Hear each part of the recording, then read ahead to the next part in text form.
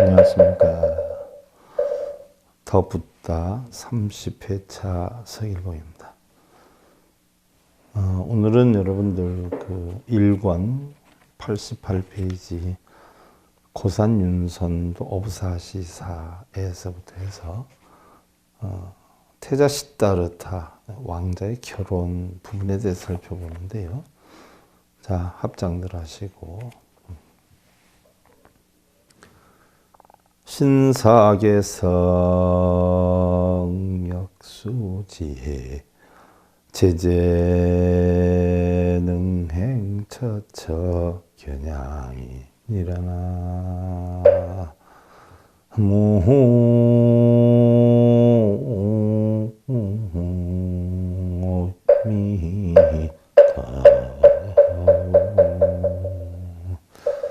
진리의 믿음은 계율을 성실하게 하고 또한 오니공한 연기법의 지혜를 얻으며 있는 곳 어디에서나 능히 실천행을 하면 처처하는 곳곳마다 깨달음이 나타나리라.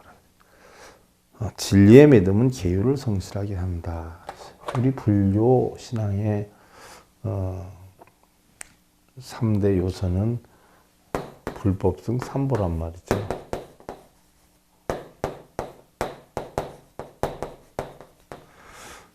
대부분의 사람들은 귀불양족전, 귀법이욕전, 귀승 중중조원에서 복덕과 지혜를 갖추신 깨달음을 얻으신 부처님께 귀의를 하고, 귀한다라고 하는 것은 도라가 의지한다. 도라가 의지한다라고 하는 것은 그 가르침을 깨닫는다라고 하는 것이지 당신께 의지한다는 이야기가 아니에요.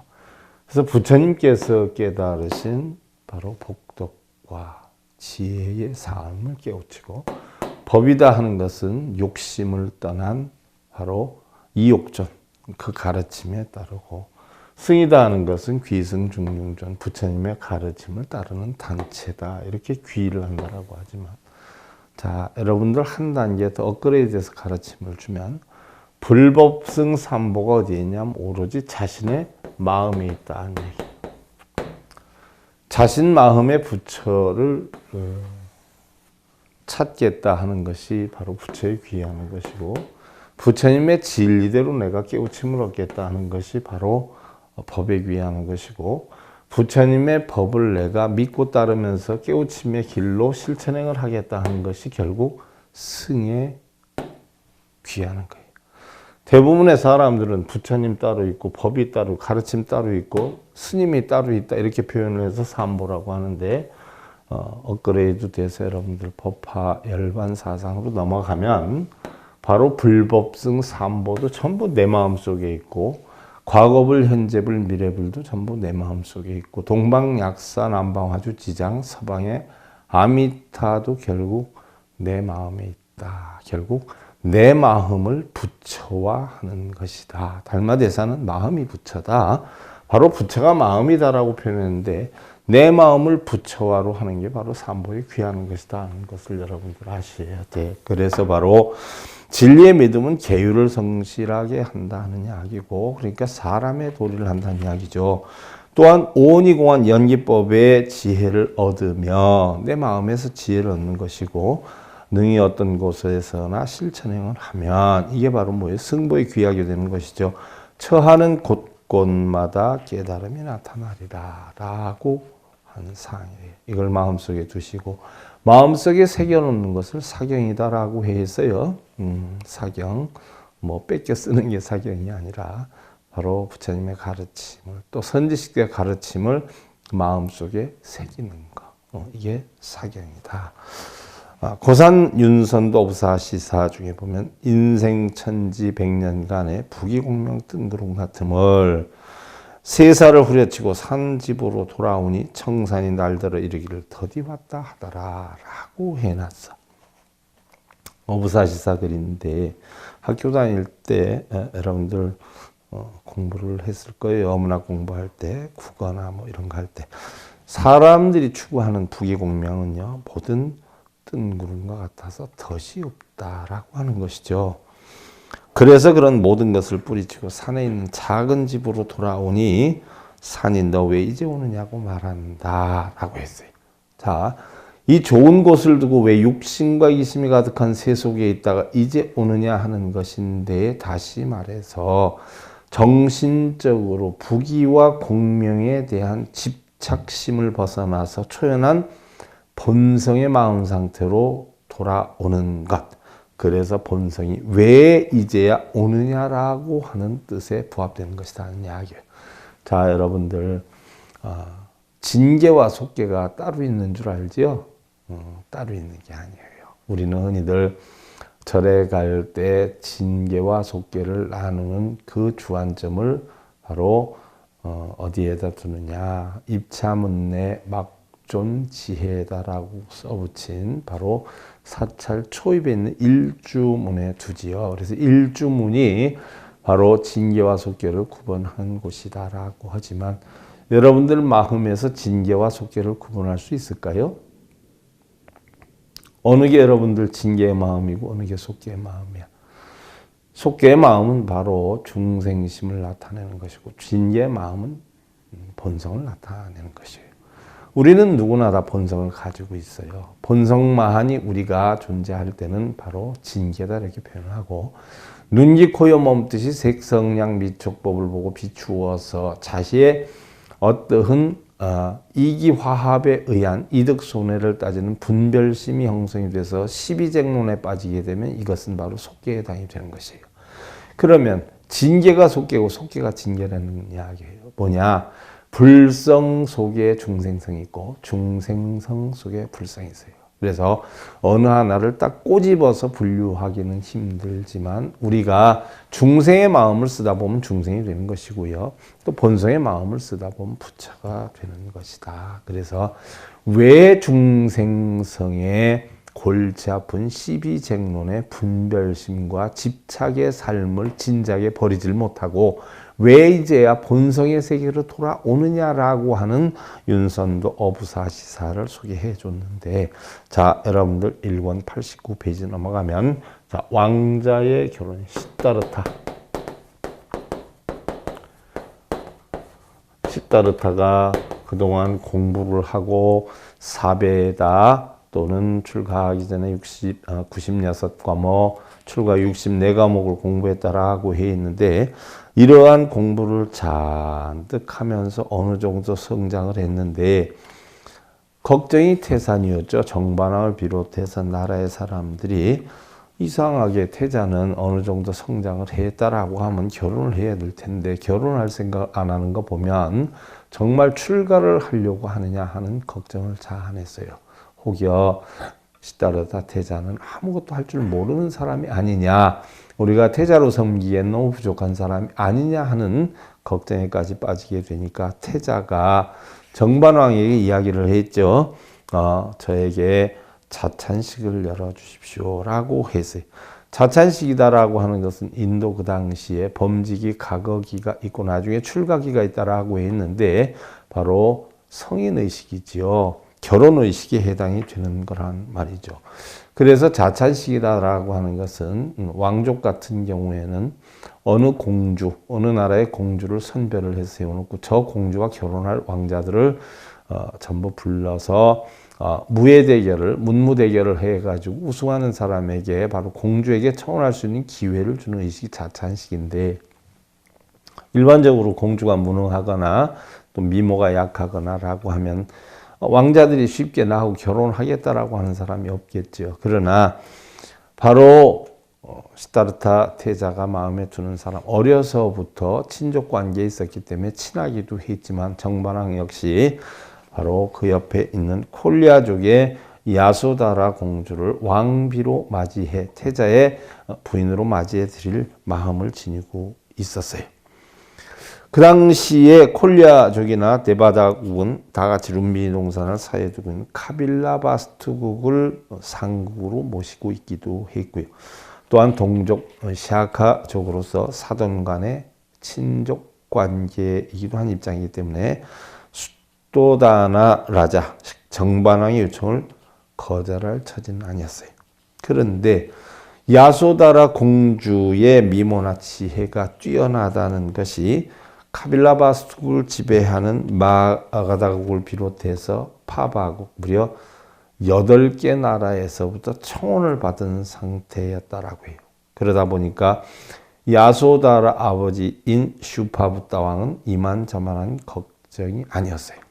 8개 나라에서 청혼에 들어왔는데 예를 들어서 나는 카비라국하고 혈연 관계이기 때문에 카비라국 시다르타에게 시집을 보내겠다라고 하면 그걸 빌미로 해가지고 큰 나라에서 침공해 들어온 어떤 문제가 야기될 것 같은 이러한 어떤 싸늘한 분위기였었죠.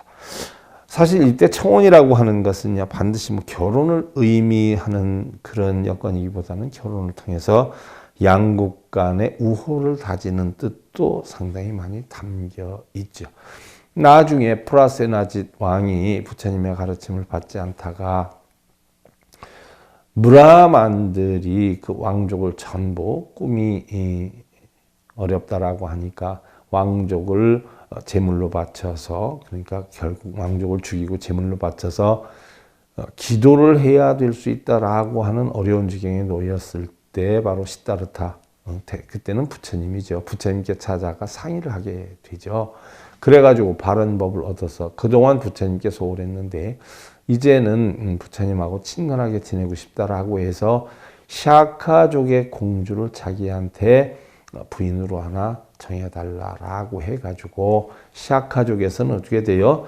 감히 저런 오랑캐족들한테 자기네 공주를 줄 수 없다 해가지고 정원사의 딸을 공주로 분양시켜가지고 시집을 보내죠. 그래서 난 태자가 비두바두 태자인데 비두바두 태자가 결국은 샤카족을 멸망시키는 근원이 되기도 한단 말이죠. 뭐 일례를 들어서 이런 여건을 비추어 봤을 때 역시 결혼 신청이라고 하는 것이 뭐 꼭 결혼이다라기보다는 자칫 잘못하면 국가 존폐의 위기를 겪을 수도 있었기 때문에 깊은 고민 속에 빠지지 않을 수가 없었어요. 그런데 그때에 자기 아버지 슈파부타에게 야소다라 공주가 제안을 하죠. 아버지, 우리 콜리아족은 어느 한 나라의 비위를 건드려도 그 나라의 공격을 받고 결국은 멸망을 할 수도 있습니다. 따라서 저의 혼사 문제를 아버님 혼자서 결정을 하신다라고 하면 자칫 뜻을 이루지 못한 나라에서는 모욕을 당했다고 공격해 올 수도 있으니 모두가 공평하게 모든 신랑감들의 후보들을 한자리에 모아놓고 문무대회를 열어서 가장 우승한 자에게 시집을 간다면 그 책임을 아버님에게 물을 수 없으니 그렇게 하는 것이 어떻겠는지요? 라고 이야기를 해요. 슈파부타는 자기의 딸인 야소다라 공주의 사려있고 영특한 제안대로 따르기로 하고 결국은 각 나라에 통보를 보내게 되죠. 그래서 이때의 왕자들이 모여서 문무대회를 열어서 1등하는 왕자에게 시집을 보내겠다라고 각 나라마다 공문을 보냈는데 결국 그날이 되자 각 나라에서 왕자들이 모여들었어요. 결국 무술대회를 여는 날이 됐는데 야수다라 공주를 자기 부인으로 삼으려고 하는 왕자들이 결국 콜리아국으로 몰려들었죠. 어느 책에서 보면 시다르타 태자 카빌라국에서 야소다라 공주를 초청해서 결혼 대상자로 앉혀놓고 카빌라국에서 문무대회를 열었다는 그런 설도 있는데 오히려 그것보다는 이게 더 확실성이 있지 않느냐, 저는 그렇게 생각을 했어요. 원전에서도 그렇고 일본에 있는 붓다에 대한 내용의 책들을 보면 거의 대부분이 콜리아국에서 문무대회를 열었다는 것으로 되어 있어요. 여러분들은 두 가지를 다 참고로 하시면 돼. 사실 불전에 있는 이 대목을 보면 인도의 설화 속에 널리 알려진 스바야바라, 바로 자찬식이라는 것인데 사위 고르기 대회다라고 서술이 되어 있어요. 그래서 시다르타 태자를 위해서 청혼을 보냈던 카빌라바스투국에서도 어쩔 수 없이 시다르타 태자를 파견하게 됐고, 이때의 태자의 사촌 형제였던 데바달다도 함께 출전을 했다라고 기록이 되어 있죠. 결국은 스바야바라 자찬식이 열리게 됐는데 막강한 국력을 앞세워서 콜리아국을 쉽게 정복시키려 했던 여러 나라에서 할 수 없이 왕자들을 파견하게 됐어요. 뭘 빌미로 잡아가지고 얘기하고자 했던 생각도 없지는 않았다라고 하는데 꼼짝없이 파견할 수밖에 없었다. 네. 나라의 체면을 위해서 자기네 왕자들이 꼭 승리를 할 수 있도록 모든 지원을 아끼지 않았고 결국 자찬식은 성대하게 열 수밖에 없었다는 이야기. 아름다운 야소다라 공주는 중앙에 높이 앉아 있었고 왕자들은 항문에 이어서 지금의 네스림과 비슷한 인도 특유의 힘겨루기를 하였는데, 자, 일본에서는 씨름을 스모라고 하나요? 스모? 우리나라에서 씨름이다 이렇게 표현을 하는데, 이 당시에 이 민족들에게도 그런 씨름이 있었다라고 해요. 근데 씨름이 굉장히 투박하고 해가지고 지금으로 말하면 양반들은 하지 않고 천한 그런 사람들이 했던 운동이다라고 하죠. 그래서 노예가 주축이 돼서 운동을 했던 그런 씨름인데, 왕자들한테 그런 씨름을 지금 레슬링 비슷한 힘겨루기를 했다라고 해요. 왕자들은 보편적으로 천안운동이라 꺼려 했었는데 평소에 꾸준히 힘을 비추게 했던 시다르타 태자가 결국 그 씨름대에서 우승을 했고요. 다시 이제 두 번째 날은 활쏘기와 무예를 겨루는 대회가 있었는데, 이건 역시 마지막 관문인 7개의 북을 모조리 뚫고 더 멀리 날아가게 했던 칠절고라고 그래요. 칠절고 7개의 북을 뚫고 시다르타 태자가 우승을 했다라고 하는데, 또 다른 문헌에는 어떻게 했냐면 7개의 북을 뚫고 마지막 북이 쇠로 된 것이다 이렇게 표현을 했어요. 그래서 다른 왕자들은 뭐 거기에서 실수한 사람들도 있고 그랬는데, 데바다다가 쐈을 때는 7개의 북을 뚫고서는 쇠북으로 된 곳에 화살이 맞아져 가지고 땡그랑 소리가 나면서 결국은 데바달다를 최고의 무예꾼으로 봤는데, 이제 마지막으로 이제 그 칠절고를 쏜 사람이 누구냐면 시다르타 태자인데, 시다르타 태자는 7개의 북을 뚫고 마지막 쇠로 된 북도 결국은 뚫었다. 그래서 그 북을 맞춰가지고 가장 뛰어난 우승자가 되었다 이렇게 기록이 되어 있어요. 물론 설화적인 어떤 얘기가 많이 담겨 있는 거예요. 이것은 아무래도 부처님이 주인공이니까 부처님을 훌륭하게 만들기 위한 하나의 설화일 수 있죠.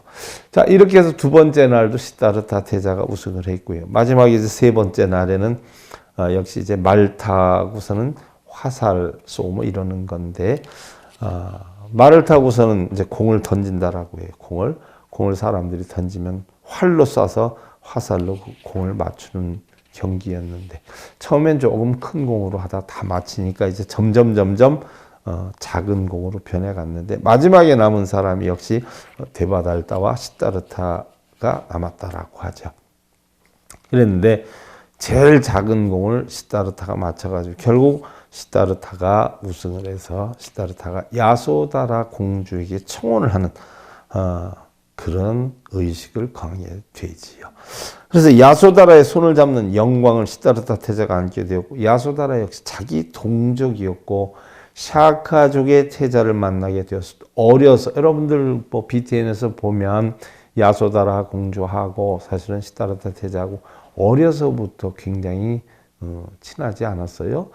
일례를 들면 뭐 야소다라 공주의 어머니가 결국은 보면은 시다르타 태자의 고모뻘이 되지 않아요? 고모뻘. 그러니까 고모의 딸, 고정사춘이죠. 그러니까 정반왕 쪽에서 시다르타 태자에서 보면 고정사촌 사이고, 또 콜리아족에서 보면은 바로 외사촌에 관계되는 친척이었기 때문에 어려서부터 친했던 것이죠. 그 당시에는 뭐 친족 간의 결혼이 금지되어 있던 상황은 아니었기 때문에, 그래서 결국 야소다라 공주도 자기가 마음속으로 원했던 상황이 결국 이루어지게 되었다라고 볼 수가 있는 것이죠.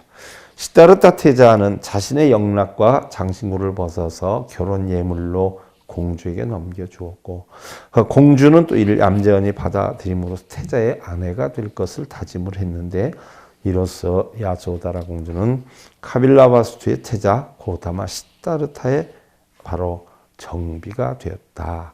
올바른, 그러니까 바른 왕비가 되었다.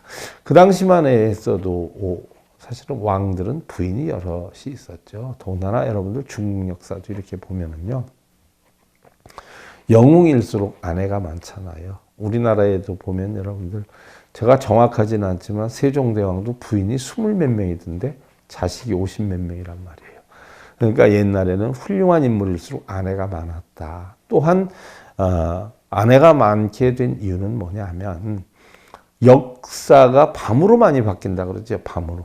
낮에는 뭐 너나 시비문별 따지고 부인들끼리 서로 싸움을 하고 쟁투를 하고 뭐 이러는데, 그 역사는 언제 이루어지느냐? 왕하고 자는 날 간청을 해가지고 결국 자기의 친족들을 결국 신하, 그러니까 왕의 높은 자리에 앉히게 된 여건. 그러면 결국 아내들을 많이 만든 이유는 뭐냐 하면, 바로 왕이 공정한 정치를 할 수 있게 하는 하나의 방편이기도 했다는 이야기죠. 왜냐하면 부인이 적으면 그 부인의 집안 사람들만 전부 높은 자리에 앉게 되면 나라가 어떻게 돼요? 그러니까 골고루 아내에 친척되는 사람들을 다 어떻게 돼요? 왕 주변에 높은 신하로 두게 됐다. 이것이 결국 정치의 평정심을 만들기 위해서 평등한 정치를 하기 위한 하나의 방편이었다. 그래서 옛날에 왕족이나 훌륭한 영웅일수록 아내가 많았다. 뭐 요즘으로 보면 뭐 일부일처제에서 보면 그 사람들 나쁘다라고 표현을 할 수 있지만, 그 당시에는 배경이 그랬다. 뭐 우리나라에서도 지금 저희 할머니 뻘 되시는 분들은, 뭐 할머니 할아버지 뻘 되시는 분들은 보면 부인이 2분 3분인 집도 많지 않아요?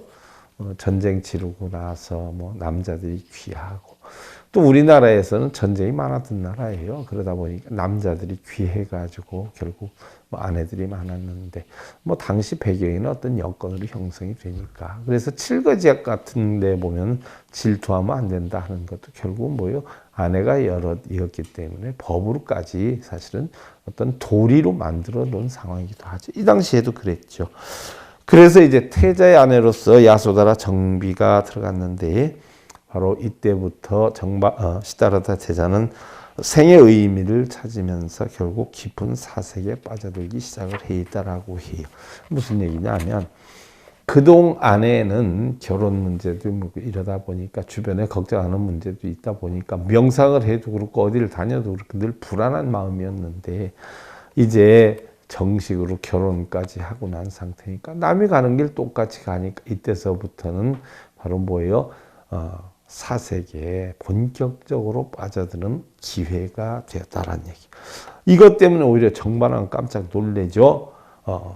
태자가 혹시 전륜 성왕이 되는 걸 포기하고 부처가 되기 위해서 혹시 출가를 하는 거 아닌가 하는 이런 불안감에 사로잡혀가지고, 태자의 마음을 조금이라도 더 위로해 볼 생각에 같은 샤카족 일문의 단다판이라고 하는 부호의 딸 고파를 태자의 2번째 부인으로 맞아들이게 하죠. 그래서 아주 부호의 딸인 단타판의 딸 고파, 여러분들 붓다의 더 붓다라고 하는 그 드라마 BTN에서 나오는 거 보면은 바로 야소다라를 달리 고파라 부르기도 가끔 나오는데, 문헌에 보면 야소다라가 고파가 아니라 별도의 고파라고 하는 단타파니의 딸이 부인으로, 2번째 부인으로 들어왔다.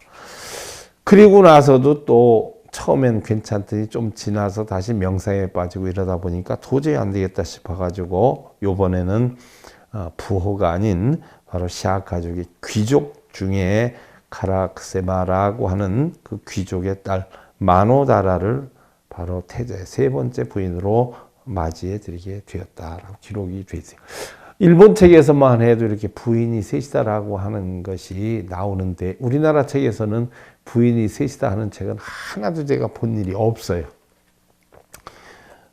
그러니까 부처님을 훌륭하게 만들기 위해서 결국 조금 부처님의 어떤 자랑을 삼는데 불리한 여건이다는 건 무조건 다 빼버리고 좋은 여건이다 하면 막 과장해서 하는 경우 굉장히 많은데 제가 여러분들한테 알려드리는 건 좋으면 어떻고 나쁘면 어떻고 부처님의 가르침 그대로 부처님의 전기 그대로를 우리가 알자. 또 이것이 뭐 중요한 것은 아니잖아요. 부인이 셋이면 어떻고 하나면 어떻고 열이면 또 어떻게 나의 삶과 아무 상관이 없어요. 단지 부처님의 삶이 그랬다라고 하는 걸 참고적으로 알 필요는 있다라는 이야기죠.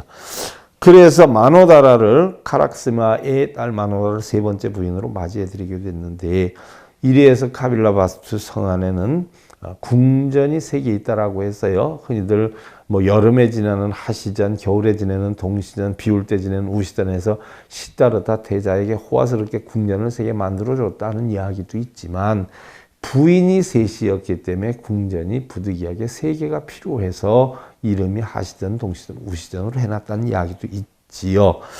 또한 정반왕의 생각대로 태자의 3명의 부인들은 서로 앞다투어서 태자의 하루하루를 즐겁게 하는데 모든 노력을 기울였다. 무슨 얘기냐? 바로 세 부인들에게 서로 빨리 자식을 낳게 하기를 했고 태자가 명상에 빠지지 않고 될 수 있는 대로 즐거운 삶을 또한 전륜성왕이 되기 위한 길을 갈 수 있도록 세 아내들이 노력하면서 경쟁을 붙여놨어요. 그러니까 얼마나 많은 경쟁 속에서 태자의 사랑을 받으려고 노력을 했겠냐는 이야기죠. 이러는 생활이 계속되었어요. 그래서 어느덧 태자도 그녀들과 있는 시간이 마냥 즐거웠다라고 기록이 되어 있어요. 그런데 정반왕은 이것도 불안해서 도저히 안 되겠다 해서 정반왕이 얼마나 시다르타 태자에게 전륜성의 길을 갈 수 있기를 바라고 절대 무슨 일이 있어 출가에 관련된 얘기나 그런 여건이 보이지 않게 궁전 주변을 말끔히 정리도 하고 바로 사색에 빠질 수 있는 기회를 만들어주지 않았다라고 기록이 되어 있어요. 그래서 바로 이런 것 때문에 작은 3개의 궁전 말고도 또 하나의 엄청난 궁전을 지어가지고 바로 태자를 위한 노래와 춤이 잠시도 멈출 날이 없었다라고 기록이 되어 있어요. 자, 그럼 살펴봐요. 그 당시에 카비라국이 작은 나라였다라고 했어요. 작은 나라. 코살라국이나 마가다국은 바로 굉장히 큰 나라죠. 아리안족이 이 형성이 되어 있고. 콜리아족은 뭐 카비라국에 비해서 조금 작았다라고 보는데 그 인구가 어느 정도였느냐. 카비라국 인구가 한 100만이었다라고 해요. 100만. 지금 여러분들 생각해봐. 100만이면 뭐예요? 공주가 얼마나 돼? 제가 지난번에 강의 다니면서 울산을 가서 물어보니까 한 50만 된다고 합니다. 그럼 지금 대전 정도가 100한 4, 50만 되고 인천이 100한 70만? 정확히는 모르겠는데 100만 정도가 된다라고 했을 때 사실 지금 생각해 보면은 시 단위죠. 시. 적은 단위는 아니에요. 지금 LA에서 살고 있는 우리 교포들이 공식적이 아니라 비공식적으로 보면 150만이다라고 하는데 그러니까 LA 여러분들 가보신 분들 알겠지만 LA에 가면은 영어 한마디도 안 해도 사는데 지장이 하나도 없어요. 왜냐? 흔히들 뭐 미국 가면 영어 많이 해서 올 줄 알지만 LA에 가면은요 대전이 미국에 있다라고 생각하면 돼. LA가 대전만 하니까 대전만한 도시가 LA에 있어요. 그게 코리아타운이야. 한국인이야. 그러면 얼마나 많은 한국인들이 사는 거예요? 그러니까 거기 뭐 150만이 사는데 영어 구태할 일이 있어요? 식당에 가거나 뭘 사러 가거나 한국인들이 경영하는 데가 엄청 많기 때문에 그래. 그럼 카비라국이 100만이었다라고 해요. 100만. 그러면 지금 보면 적은 인구도 아니에요. 그러면 그 당시에 마가다국이나 코살라국은 어느 정도나 됐냐? 800만에서 1000만이 됐다라고 해요. 그래서 우리 불교의 불자들이 1200명이었을 때 브라만들은 2000만이었어요. 2000만. 부처님이 얼마나 그네들에게 모함을 받고 살았겠냐는 얘기예요. 저는 지금 그런 걸 느껴요, 피부로. 지금 우리 불교에서도요, 바른 불법을 하는 사람은 저는 1000명도 안 되게 보거든요. 근데 불자가 670만이에요. 전부 빌고 매달리고 절하고 이런 브라만 사상을 가진 불자들이 많아요. 근데 바른 불법을 하는 사람은 난 1000명도 안 된다고 봐요. 스님 속인 다 합쳐서. 스님도 바른 불법 하는 사람은 난 최애대로 잡아도 한 20, 30명 지나지 않는다라고 보는데, 불자들도 그렇고. 그럼 이 당시에 1200명 불자 2000만이 브라만이었다라고 했을 때 얼마나 부처님이 브라만들한테 재해를 입었겠냐는 이야기예요. 지금 우리나라에서도 이렇게 바른 불법 피려고 하면요, 그냥 두지 않는 분들이 많아. 욕하고 시기하고 왜 빌어야지, 불쌍해, 절을 해야지, 이런 사람들이 많아요. 브라만들하고 똑같아. 제가 너무 많이 시달리고 겪기 때문에 부처님의 심중을 조금 이해를 할 수 있을 것 같다는 생각이 돼요. 어떻게 됐든 그 당시에 출가보다는 전륜 상황에 대해서 카비라국을 든든하게 만들기를 원했던 정반왕이 태자가 잠시라도 딴 생각을 할까봐 노래와 춤이 잠시도 멈출 날이 없었다라고 하죠. 그리고 또한 태자의 궁전 둘레에 3개 문을 해달고 문단속을 엄하게 해서 한두 명의 힘으로 문을 제대로 열 수조차 없도록 만들어 놓았다라고 하는데, 이때의 이야기가 수록되어 있는 불전 본행경을 보면 뭐라고 되어 있느냐. 시다르타 태자가 오용락에 빠져 헤어나지 못하자, 부인이 셋이었고 맨날 그 속에서 살았으니 오용락에 빠져 헤어나지 못하는 거죠. 이를 크게 근심한 작병천자가 개성으로 경책을 써 차라리 그렇게 호화찬란한 쾌락을 즐길 바에야 일찍이 어릴 때 출가를, 나중에 자식 낳고 늦게 출가를 하지 말고, 출가를 할 거면 차라리 일찍 어려서 출가를 해가지고 정각을 이루는 것이 낫지 않겠느냐라고 하는 뜻을 전달했는데, 이때가 인간 시다르타가 그의 전생애를 통해서 유일하게 오용락을 즐기면서 인간으로서의 잘잘못에 대한 교훈을 얻는 기회가 되었다라고 하죠. 이로부터 시다르타 태자가 번뇌 속에 빠져들게 돼요. 깊은 궁전의 사람이 되어서 세간의 참모습을 까마득히 잊어버린 듯 말이 없었고, 부왕 역시 혹여라도 태자가 세상을 싫어하는 마음을 낼까봐 백방으로 신경을 써서 현실의 즐거움을 느낄 수 있도록 했지만, 태자는 오히려 시간이 갈수록 인생의 피해를 느끼고 있었다라고 기록이 되어 있어요. 작병천자의 편지 하나가 시다르 태자의 마음의 변화를 추구하게 된 근본 원인이기도 하죠. 이것이 붓다가 성도 사이급 기수국 고도원에 설한 법문 가운데 잘 드러나 있어요. 바로 기원정사에서 부처님이 법문을 할 때 이런 법문을 하셨어요. 기수국 고도원에서의 법문에서 비구들이여 나는 건강이 꽤 아름다웠다. 내 집에는 아름다운 연못이 있었는데 푸른 연꽃과 붉은 연꽃, 흰 연꽃이 피는 연못이 있었다. 이것은 모두 다 나를 위한 것이었다. 나는 가시의 전단향이 아니면 쓰지 않았고 가시포에 다방을 머리에 감고 속옷도 겉옷도 모두 가시포를 썼다. 머리에는 늘 한냉 티끌바람, 그 바람에 나붓기는 풀과 이슬을 막기 위해 흰 천개가 꽂혀 있었다. 나의 집에는 3개의 궁전이 있었는데 그것은 여름에 지내는 하시전과 겨울에 지내는 동시전, 그리고 장마철에 머무는 우시전이었는데 비가 오는 넉 달 동안은 우시전에서 항시 무희들에게 둘러싸여서 노래와 춤을 즐겼다. 다른 곳에서는 노비들을 겹밥에 신죽을 섞어주는 것이 보통이었지만 우리 집에서는 쌀밥과 고기를 주었다. 그러나 이러한 번영과 아름다움과 건강 속에서 모든 것을 잊어버리고 살 수는 있었지만, 다른 사람들의 늙고 병들고 죽는 것을 보고 그것을 조소하고 싫어하는 까닭에 그 영광스러운 청춘과 아름다운 건강, 자랑스러운 사랑을 모두 버릴 수가 있었다. 태자는 시간이 갈수록 견딜 수가 없었다. 자, 위의 내용까지가 기원정사에서 부처님이 자기의 제자들에게 자기 과거에 대해서 이야기를 하는 법문 중에 했던 이야기예요. 환락의 무덤을 떠나서 좀 더 밝은 세상을 보고 싶어서 날 문득 성 밖으로 나가고 싶은 마음에 시종들에게 그 차비를 차리라고 명령을 내렸는데, 이 소식을 들은 정반왕은 신하들에게 명해서 태자가 지나갈 길 옆을 깨끗이 정비하게 하고 만일의 사태를 대비해서 지혜롭고 총명한 신하로 하여금 태자를 시중불개하고는 출궁을 허락하였다.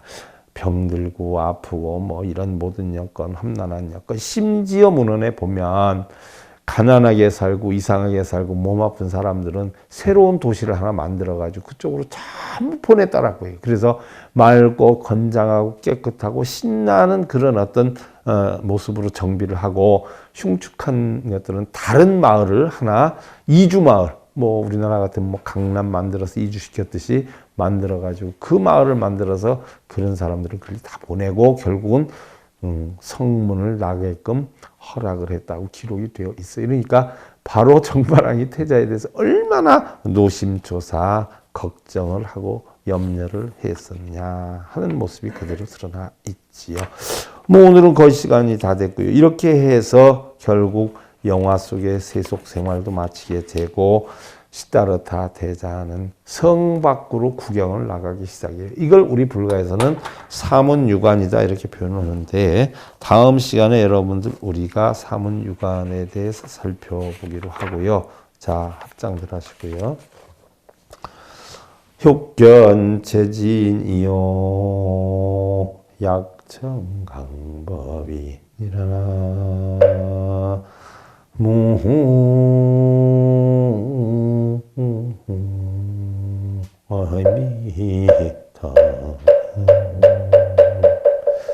모든 진리를 보려는 마음이 있다면 바른 법 선하는 것을 즐겨 드려야 된다라고 했어요. 진리를 보고자 하면 바른 법 선하는 것을 들어야 합니다. 바른 법이 어떤 법일까요? 부처님 경전에 있는 법? 아니에요.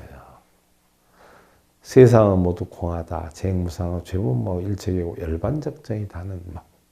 부처님 법은 연기법이다는 법. 이러한 법을 배우는 것이 바른 법이지 뭘 하면 이루어진다, 소원이 성취된다, 재앙이 쏘면 이거는 전부 자기 욕심을 채우기 위한 법이기 때문에 사법이라 그러는 거예요. 그래서 올바른 내가 진리를 깨우치고자 하면 정법을 즐겨 들어야 한다라고 했어요. 그런 가르침 받으셔서 부처님의 올바른 불자 되시길 기원드리면서 더붓다 제30회차 서일공였습니다. 감사드립니다.